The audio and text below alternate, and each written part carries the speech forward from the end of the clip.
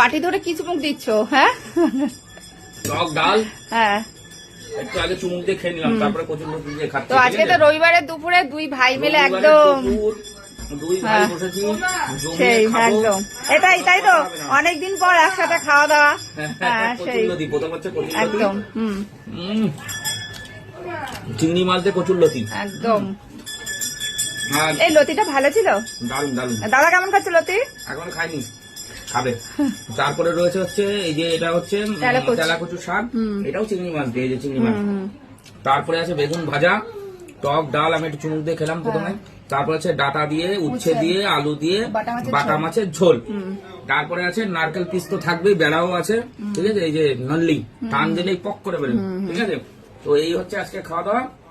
ও কেমন হয়েছে অবশ্যই আপনারা বলবেন, আমি তো খেয়েই থাকি। ঠিক আছে, তাহলে খাওয়া দাওয়া করো।